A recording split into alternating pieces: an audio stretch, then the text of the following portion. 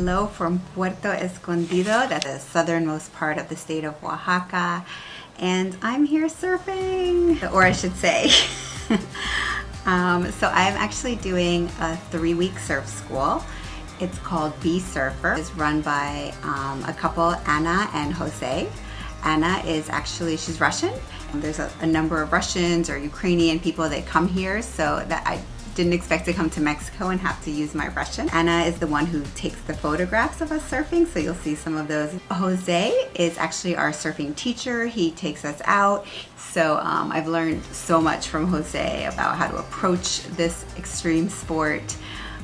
So the way that the surfing school works is I signed up for 3 weeks, and within those 3 weeks I get 5 lessons a week. The lessons are about 2 hours each, and that's, you know, in the water, and there's a couple different places we go to here depending on how big the waves are.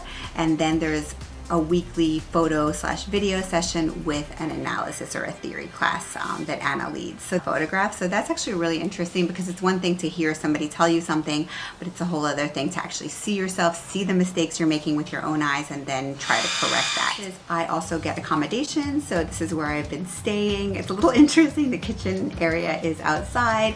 There's a big comfortable bed, a lot of space, and a beautiful outdoor area. There's a pool I can use here, and the bonus is that, and actually how I learned about this is Carrie Krasinski actually has her sweet retreats here. She is an amazing circus artist, and I even got to be a student in their teacher training and got to do the silks. The diaper pose, as you can see, getting into it is a little less gracious, but I think I pulled it together.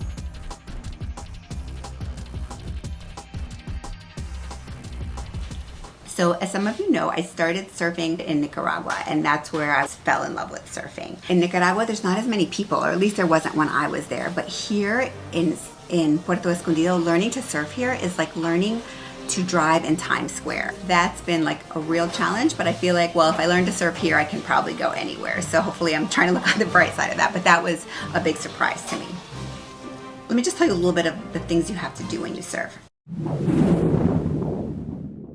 First, you have to read the waves. You have to understand how the ocean works, how the waves work, when they break, how they form, if it will be a good wave, where to position yourself to catch the wave. Then you have to look for traffic, right? Are people coming in your way? Is there somebody behind you that has priority? If you decide that it's your wave, or if your teacher tells you this is your wave, you paddle like crazy. And that's actually the hard part, is the strength you need to paddle, but then the timing. Like usually when you think you should get up, you should actually do a few more paddling strokes. Then get up, stand up, balance yourself on the board, and then turn left or right based on how the wave is. It's like so many things. They have a board here without the fins, so you can just put it down on the ground, and I've been practicing getting up, doing push-ups. Jose told me for a strong paddle you should at least do 5 push-ups a day, but just getting up so it's second nature, so you don't really need to think about it, is really important. I do the 3-step pop-up, but some people actually just jump up. I think that's not so much for me. I thought I'd show you some of the gear that I got to surf safely, from the sun, from the elements, from the bruising. So of course, first and foremost, those of you that know me know that I am OCD about sunscreen. So zinc and then lip protector is something you really need for your face. And then for your body, but a rash guard is something all surfers should wear. I also found I was burning myself laying on my stomach all the time, so I ended up getting these Roxy.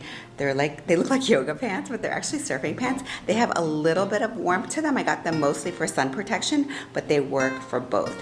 And then while I was here, I thought it would be nice to get just a one-piece with long sleeves, so I don't necessarily need a rash guard. It already has 50 SPF, and it's comfortable and a little fashionable. It's been a roller coaster, right? I have been hit in the head with a hardboard. I've had my leash, which is what you tie to your ankle and connects to your board, has come off because I've been in the heart of the wave, and then my board has gone away from me. So I'm like calling out to people on the shore, like, that's my board, put it aside. Sometimes when I'm going over a wave, when I think I can make it before it crashes, I just caught it and I literally got like smacked in my face. Bruises, although less bruises than last time. So that's been a sign of improvement, if you will. But all that to say, do I still love surfing? 100%. It is such a rush. It is such a challenge. I don't know exactly where I'll be surfing next, but I will report on it for sure. And I want to thank my teachers for keeping me alive, for keeping me safe, and for showing me the joys of this sport.